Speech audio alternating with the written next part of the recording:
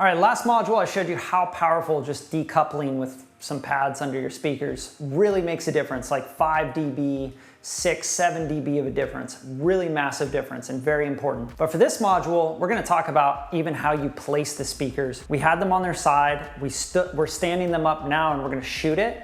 And then we're actually gonna bring them down to the bridge here and have them more near field monitoring, and we're gonna shoot them there as well. And I just wanna show you how dramatic just speaker placement can make a difference with your frequency response of your room. So let's get into that right away.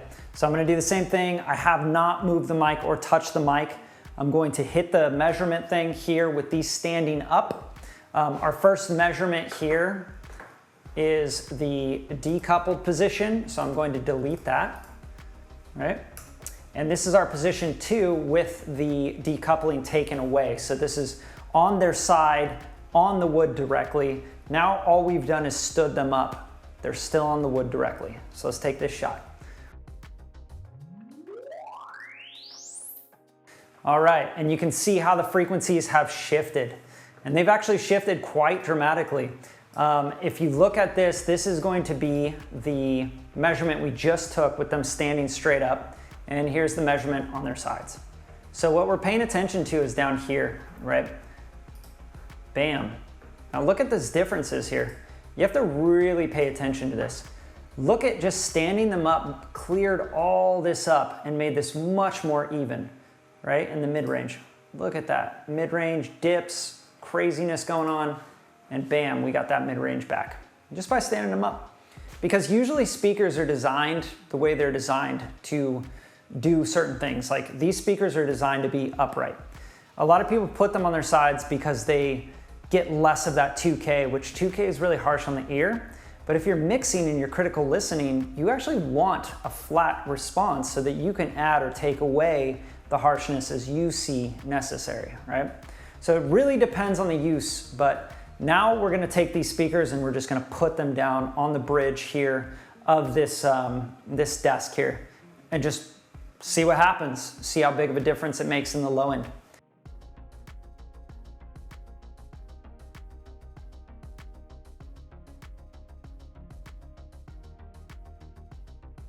Now, one thing I wanna do is, because I've brought these speakers down, I want to reimagine where I would actually be sitting if I had these speakers exactly where they're at now, right?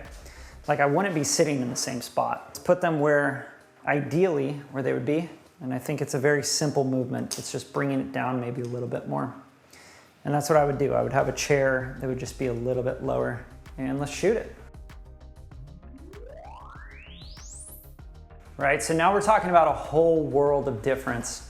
No bass traps, no broadband absorption, no going crazy with panels because someone told you to just go get a bunch of panels. Don't buy foam, bro. You gotta get panels, man. Okay, you gotta understand your room. You have to understand what speaker placement can do. Okay, just looking at this graph right here, you see a massive shift and difference in the low end. Now here we have a bunch of peaks and dips, and a measurement 2. We've all of a sudden changed and shifted everything.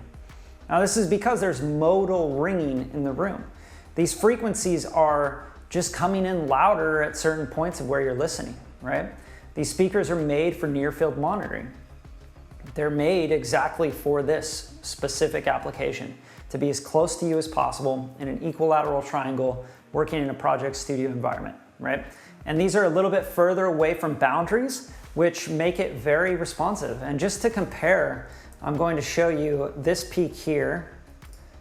I'm gonna just click here and we're gonna make a marker. And this looks like -5 dB at 151.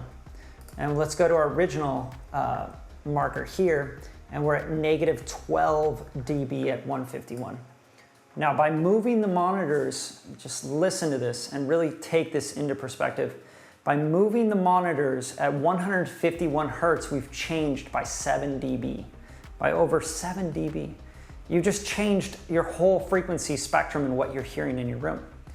Now, for the last measurement here, I'm going to show you these speakers, where they're at now, ideally where these should be positioned in a room this size, and we're gonna decouple them. And we're just gonna see what the decoupling can do for that 151 area.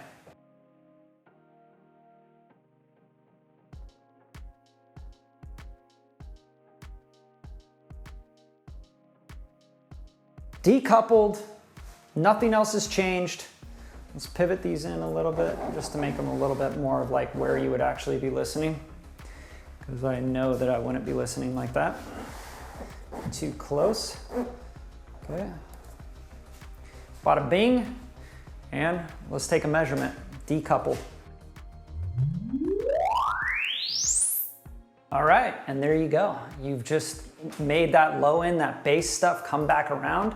So if you're paying attention to this down here on this curve, you'll notice that it came up, right? So down here you got these crevices, and then on measurement 2, bam, your bass, your low end starts to come back to life, right? You start to get that punch in that kick drum again. You start to hear the rumble a little bit in that bass again, right? So that's how we think about this stuff. This evened out also right here in the low mids. If you notice measurement without the pads, you see this going, it's much more jagged. This comes up and it becomes a little bit more even. And here's another thing that I've noticed with these pads is that it dramatically changes the mid-range, right? So here's the mid-range here with the pads. Here's the mid-range without the pads. And then look at this high end. The high end is just like dipping out. It's like gone, right? But with the pads, you get the high end back as well. So it's a really, really cool thing. And this can be also because of how they're angled, right? So you can literally take this guy and just flip it around, right? And have the speakers pointing up a little bit more, right? Because now they're pointing up instead of pointing down as if they're firing from above, right? And let's just shoot this and just check it out. You might get your low end a little bit tighter. You might, this is what it's about, guys. You gotta move. You gotta change one little thing. You gotta shoot it. You gotta measure it. You gotta adjust it. This is how Michael Jordan became great. He adjusted little things, his coaches, his trainers, everything. If you wanna be really great at this music thing, you have to make small adjustments. Don't rush to the finish line. Do not go throwing foam all over your studio and not know why you're doing it. It's ridiculous. All right, so let's shoot this. This is all I've done was change the angle. I'm gonna delete this one. And now this is the one firing downward with the pads. Now we're shooting upward. Let's shoot the room. Okay, and there you go. You can see that the high end started to dip back down again. And yeah, frequencies have shifted. It's very, very subtle. And this is where you want to start listening and you want to start playing your favorite records and you want to find out, does this make sense like musically?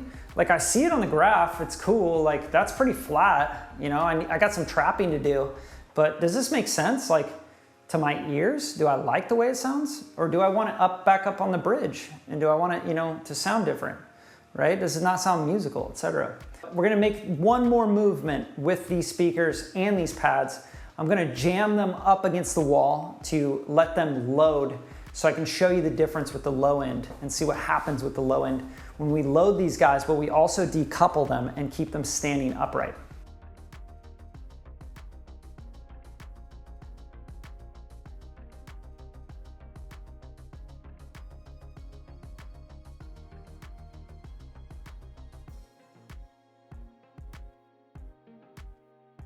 All right, and let's shoot it. Let's see what we got. All right, look at that. Look how different it is. We haven't done any tuning. We haven't put any traps in this room. This is an empty room, okay? And just to completely exaggerate this, just look at it. It is a completely different frequency response.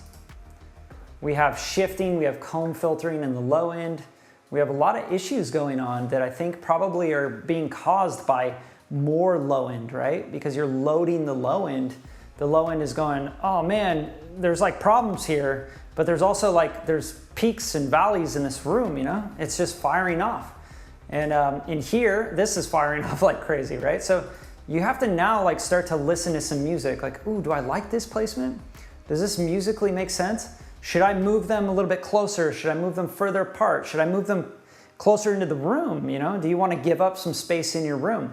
Do you want to think about putting some bigger speakers in here and shooting some HS7s, HS8s, the Focals I have upstairs, right? Do you want to start seeing and hearing the difference that the low end is going to make in this room, can you spot those differences, right? This is just shooting. This is just showing you an overview.